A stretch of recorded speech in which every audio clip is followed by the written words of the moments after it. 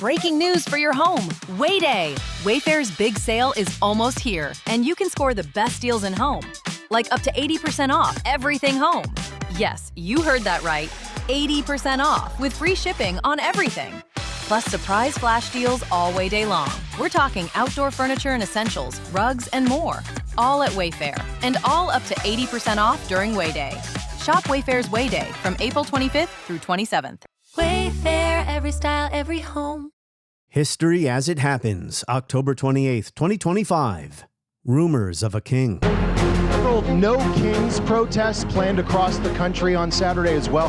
What are your thoughts on those? What do they call it? No king? No Kings. I don't feel like a king. I have to go through hell to get stuff approved. No, we're not a king. We're not a king at all. Thank you very much. Trump responding via social media, posting an AI-generated video depicting a crowned Trump flying a King Trump jet, and sharing another video, first posted by Vice President J.D. Vance, showing Trump placing a crown on his head. He's going to get a third term. So Trump 28, Trump is going to be president in 28, and people just ought to get accommodated with that. So what about the 22nd Amendment?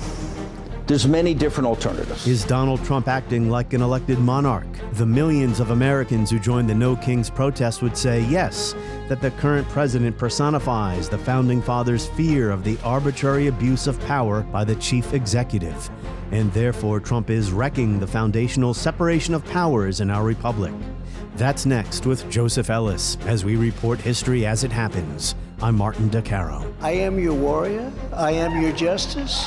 And for those who have been wronged and betrayed, I am your retribution. I am your retribution.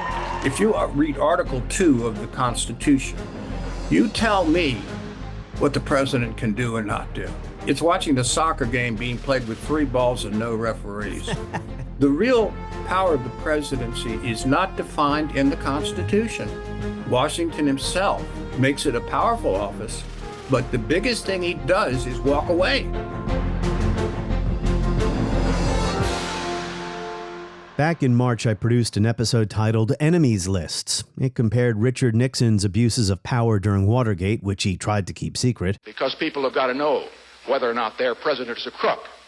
Well, I'm not a crook. With President Donald Trump, who broadcasts his enemies list, along with his intention to use the Justice Department staffed with his personal attorneys to go after the people he hates. Unfortunately, in recent years, a corrupt group of hacks and radicals within the ranks of the American government obliterated the trust and goodwill built up over generations.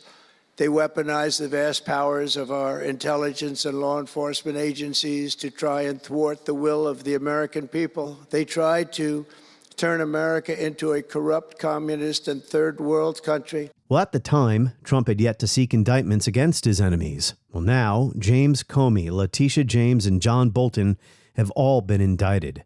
The president is sending ICE stormtroopers into American cities where they terrorize immigrants. He's ordering airstrikes on boats in the Caribbean and the Pacific, extrajudicial killings of alleged drug traffickers, although no one knows who's being killed. What else? Well, he's musing about running for a third term despite the 22nd Amendment. And he tore down the east wing of the White House to build a ballroom after promising the existing building would not be touched.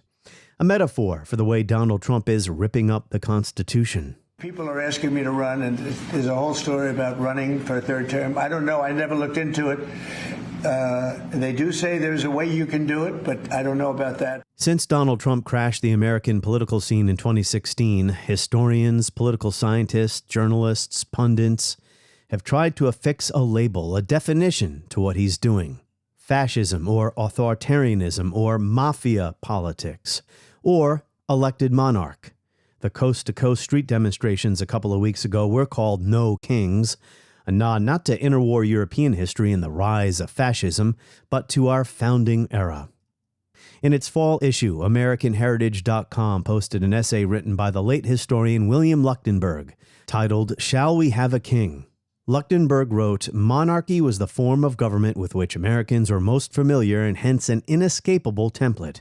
Every one of the delegates to the Constitutional Convention had been born under the British Crown. South Carolina delegate Pierce Butler had first come to America as an officer of the Redcoats. Wherever they looked in the world, they saw a dominant leader. Catherine the Great ruled Russia, and in Prussia, Frederick the Great had died only a year before. Leuchtenberg goes on to say, some Americans even dare to think the unthinkable. Shall we have a king? John Jay asked George Washington in 1786. A year later, Mercy Otis Warren, who is writing a history of the Revolution, expressed alarm that the young, ardent spirits, especially the students of law and the youth of fortune and pleasure, were ready to bow to the scepter of a king. Well along in the proceedings at Philadelphia, a North Carolina delegate ventured that it was pretty certain that we should at some time or other have a king. Yet, Leuchtenberg said, no one at the convention ever determinately broached the question of monarchy, not even New York's Alexander Hamilton. Still, there was suspicion that the delegates were plotting to impose a king on the new republic. Rumors gained credence that the convention planned to call to a throne in America the Bishop of Osnabrück, a Hanoverian cleric who is the second son of George III. The delegates regarded this alarum so seriously that for the only time during the proceedings, they transmitted information to the press, stating, though we cannot affirmatively tell you what we're doing, we can negatively tell you what we're not doing. We never once thought of a king. Again, that is the late William Leuchtenberg, and I will share a link to his essay in my weekly newsletter. Yet the framers of our Constitution, after the impotence of the Articles of Confederation, wanted to create a federal government headed by a vigorous executive. And over the past 250 years, the powers of that office, the presidency, have dangerously expanded and are now in the hands of Donald Trump, who respects no laws or norms. Not that I have the right to do anything I want to do. I'm the president of the United States. If I think our country's in danger, and it is in danger in these cities, I can do it. Joseph Ellis is an eminent historian of the American founding, the author of 12 books, including the Pulitzer Prize-winning Founding Brothers. And he's got a new book out today, The Great Contradiction, The Tragic Side of the American Founding. Our conversation next. Joseph Ellis, welcome back, my friend. Pleasure to be with you again. You're an American institution. I'm getting old enough that I am an institution. But thank you for mentioning the fact that I got a book out, and it's just coming out right now, as a matter of fact. And it does relate to the fact that two things are going on. We're celebrating the 250th anniversary of American independence, and we're engaged in a rather serious debate about the powers of the presidency and the current president as to whether or not he is functioning like a king or a dictator. And those are very live issues. People need to be able to argue about them with some historical understanding, and that's what we're here for. The Great Contradiction, The Tragic Side of the American Founding by one Joseph Ellis. Hardcover available today, the day this podcast is coming out, October 28. And Joseph, you look fantastic. So I'm very happy to know that I'll see you on camera when the Ken Burns movie on the American Revolution, the documentary comes out. Ken interviewed me several years ago. And the Burns film is coming out in November. It's a 6-part film. I'm in it. How much of a role, I don't know. I think a lot of my comments ended on the floor, but nobody has influenced more Americans in terms of their understanding of American history than Ken Burns. So I encourage everybody to watch it. As we begin to celebrate the 250th anniversary of American independence, there are two key documents here. One is the Constitution, but that's not what we're celebrating. The Constitution was written 11 years later. The document that we need to know about and read again and spend time discussing and arguing about is the Declaration of Independence. Now, we can't ignore the Constitution, and I know you want to talk about that a little bit, and I'm willing to do that. But the Declaration you can pull it up on your cell phone. It's only 3 pages long. We should have an ongoing dialogue throughout America about what those words mean. Well, both documents are relevant to what we're going to talk about here because much of the Declaration, the part people don't read, is an indictment of a king. There's 27 charges against George III written by Thomas Jefferson. If you read all 27, and that's the part of the Declaration that most Americans never read, it's the part that the delegates then read most carefully, because that's the place where they broke with the king, and that was the final end, of our relationship, and that was why they paid so much attention to it. But that if you read through them, I think you will see 5 or 6 specific charges against George III that have an eerie similarity to the behavior of the current resident of the White House. You know, the fact that you're saying that is something else, because I know you always avoid presentism. You've warned me about presentism. So Presentism is the sin of historians. We have to figure out the then before we can talk about the now. As an old teacher, the class should sit down and read and then argue about the second paragraph of the Declaration and then the 30 some odd charges against George III. That will be a real lesson on the issue of what should the powers of the executive branch be. yeah, so the reason I wanted to have you on here was to discuss this issue, whether the founders' concerns about monarchy have anything to teach us today. I think they do. We are still living in their republic, and there are still a few kings left today. Right, and it is a republic. Throughout the founding, up until the age of Jackson, the word democracy was an epithet. Democracy meant mob rule. Republic is res publica, public things. The public is different from the people. The people don't know most of the time what's right for the long term for the nation. This is really how we get that strange contraption called the Electoral College.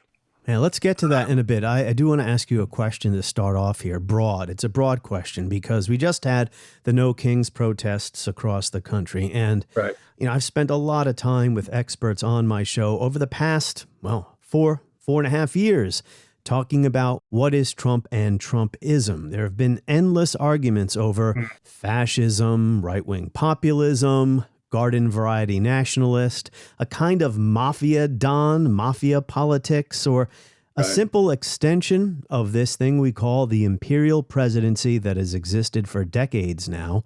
He is simply maybe the most vulgar one of the imperial presidents, right? Especially in the area of foreign. Well, Schlesinger was the one who came up with the term. When he wrote that back in the 40s, he didn't mean a king. He meant an expanded power of the presidency, largely because of American foreign policy becoming more important.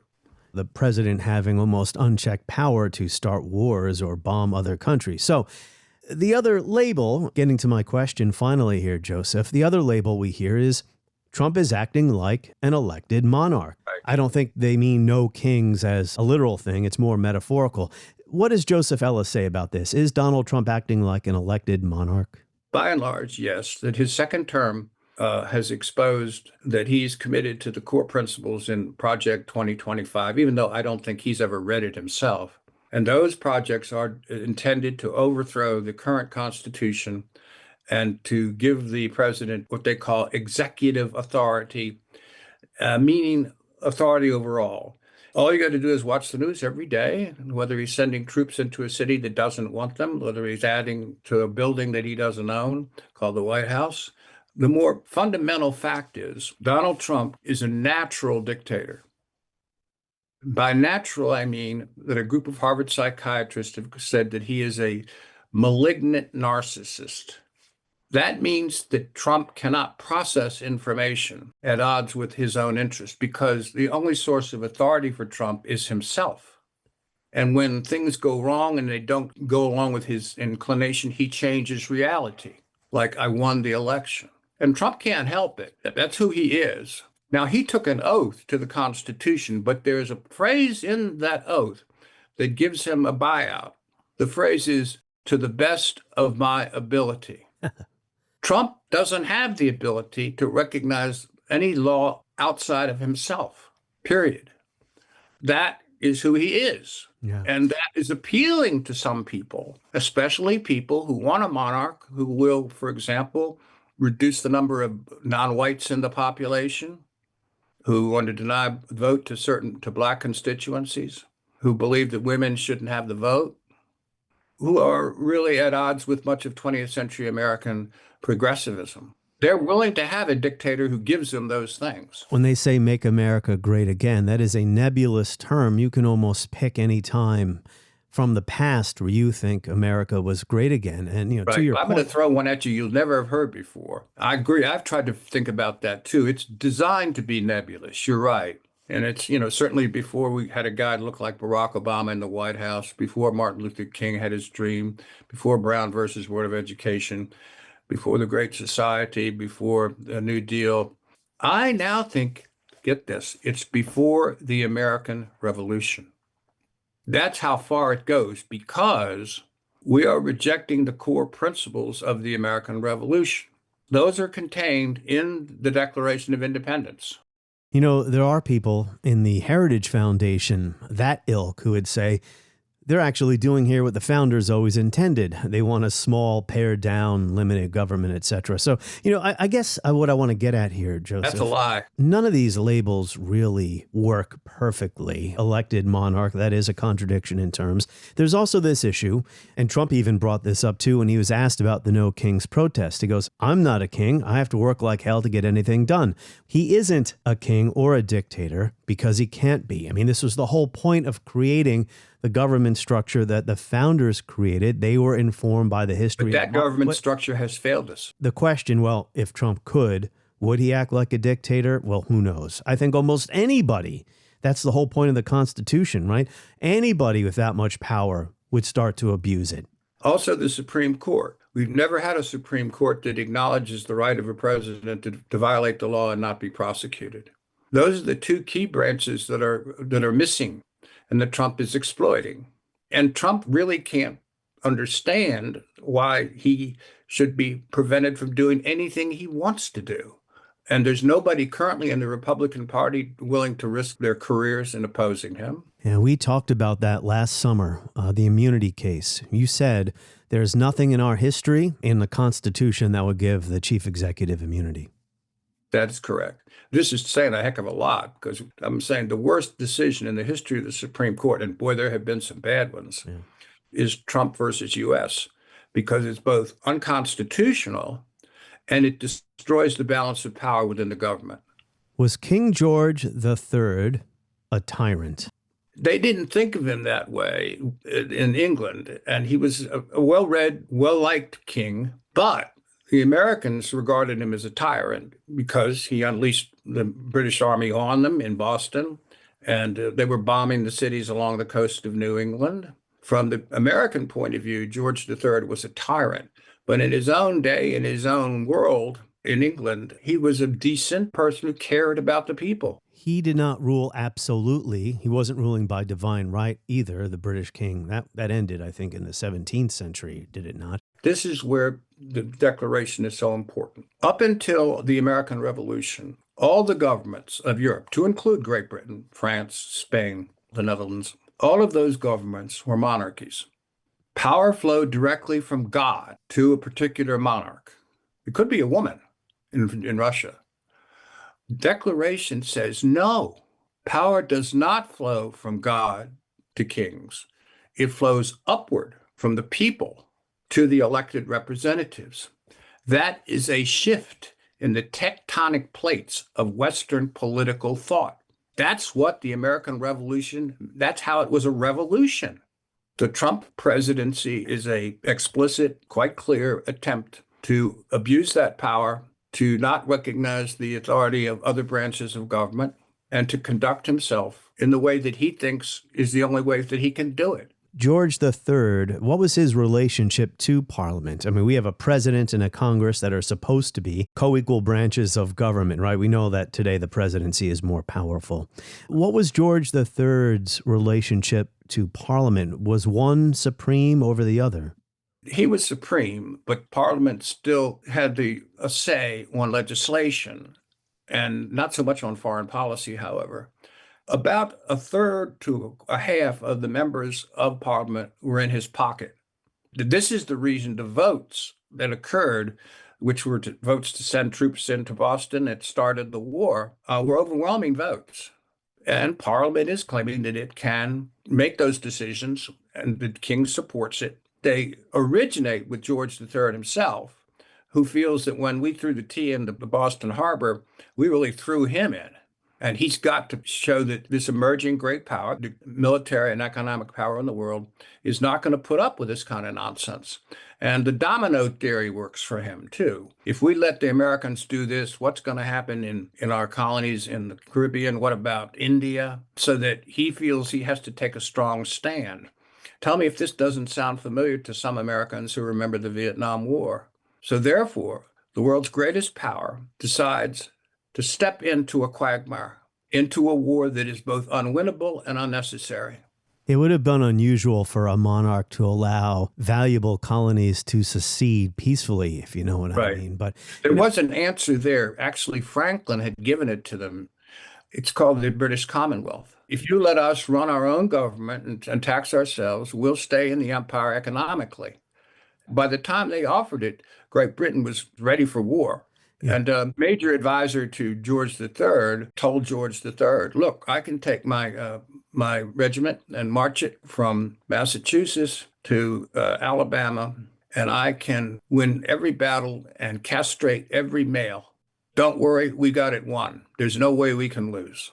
Oh, what a nice image. A while for them to figure out the oh my God sense, we're into something we can't get out of. I was saying that's quite an image. I didn't mean to interrupt before. I was about to say, somewhat amazingly, George III never visited his American colonies. And, you know, I tend to think that he wasn't a monstrous tyrant at all. He wasn't. Adams thought that King George was the most interesting conversationalist he's ever been with. I was saying that he badly mishandled the crisis with the colonies. It was his adamance and his stubbornness that helped drive the situation forward. So you mentioned earlier about how monarchy was the norm across the world in 1787 when the constitutional from the medieval ages up to the 18th century. How about ancient history? That also informed the framers' views on monarchy as well, right? In fact, the reading of the classics and the Greek and Roman classics is one of the distinguishing features of the founding generation. They're really well read in that. And if you read the latter correspondence of Adams and Jefferson, which is a really wonderful correspondence, you cannot imagine two political leaders of today, former presidents, doing anything like it. Much of it is they're showing off how much they know about Greek and Roman history and what can be learned from that. The big word that they carry out of that is the word virtue. Virtue means the ability to conduct yourself in accord with the public interest, even when it's against your private interest. So Adams claimed, for example, that the proudest day of his life was when he lost the presidency because he did the right thing. He didn't go to war with France, as Americans wanted him to do. And that's the reason the Senate gets 6-year terms. They have longer terms. They're less likely to just do what their constituency wants. They're more likely to do what's the right thing. Yeah, that's the exact opposite of the Trump administration, where private interest, it's all about the grift. Getting back to the founders and their generation and this thread I'm pursuing here, you know, what informed their views on monarchy and why this idea of having a king today or an elected monarch, so to speak, today is relevant. They were concerned about arbitrary power. In the Constitutional Convention, there are two ghosts at the banquet.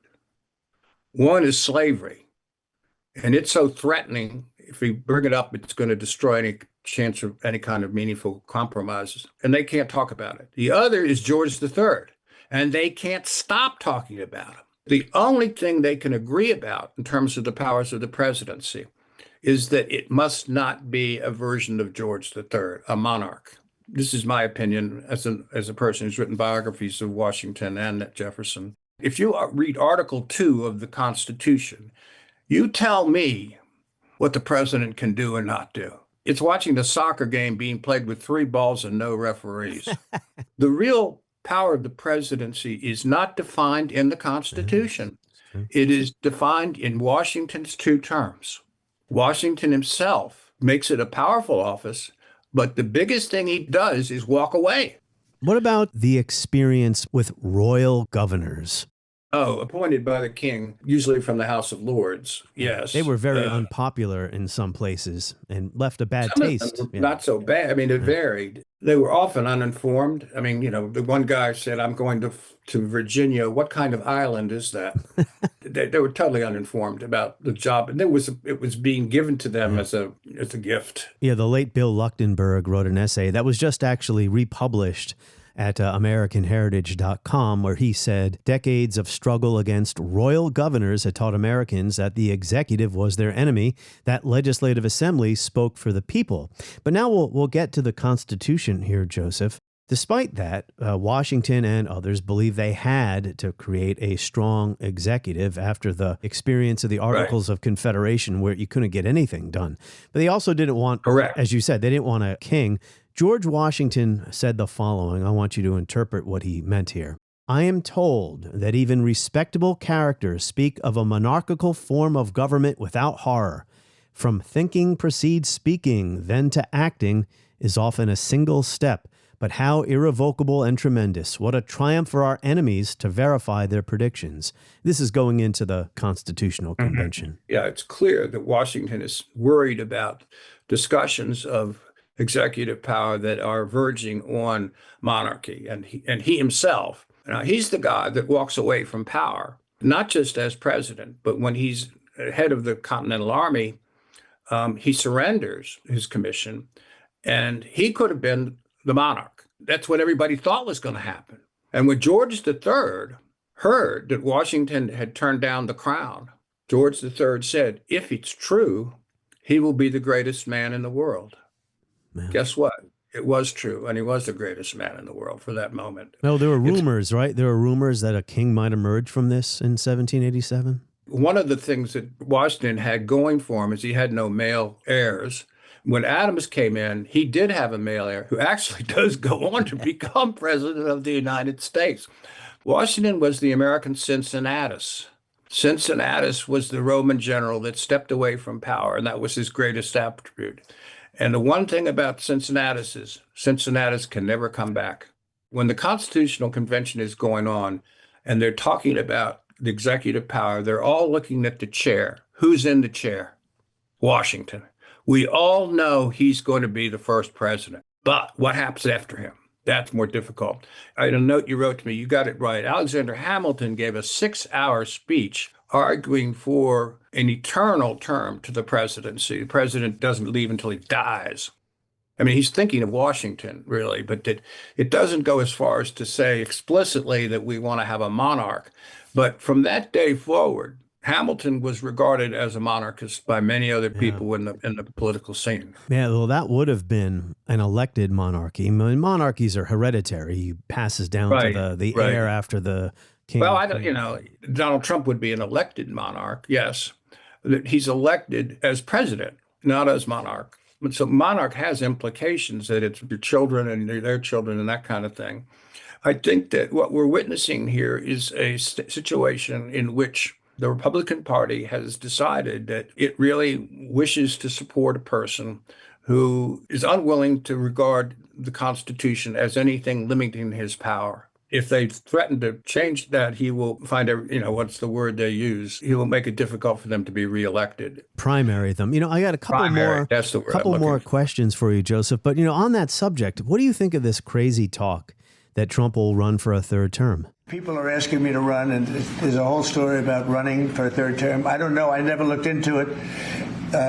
They do say there's a way you can do it, but I don't know about that. In an exclusive phone interview, NBC's Kristen Welker asked the president about a possible scenario where Vice President Vance is elected with President Trump as his running mate, and then Vance steps aside. I agree with you. It's crazy talk. On the other hand, I don't think Trump will ever leave the office.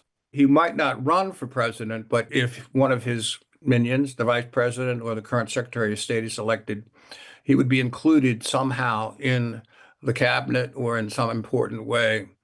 It's impossible for Trump to imagine he is going to not have the power he has now. I agree with you. The Constitution is perfectly clear on this. You can only serve 2 terms.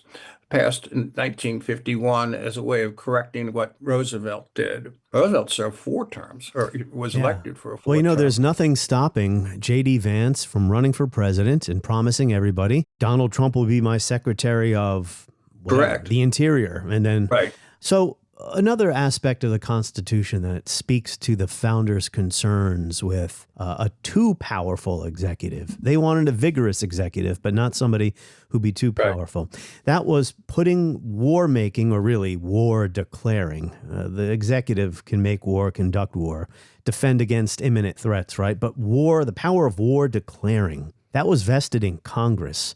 But the Congress has tended to surrender it over the last 50 years. But at the time, that was big, right? Because that's right. Kings made war. But recent wars, the Congress has backed off, and they've tended to defer to the president's judgment in a way that they hadn't, certainly in the 18th, 19th century. It still seems like the idea for a presidency was worked out in the end through acts of political improvisation, compromise. After all, the Constitution is a set of compromises. Even the name president, right, was somewhat of an act of improvisation. That's right. I mean, one people said all a president needs to do is preside. And then they had a big argument about what they should call the president. John Adams was in the debate, and he said, "What are you going to call him? His Majesty?" Or, like all. And they said, "Then we're going to call you your rotundity." And instead of profundity. What kind of clothing he should wear, what kind of meetings he should have with the public. Monarchy hovers over it all.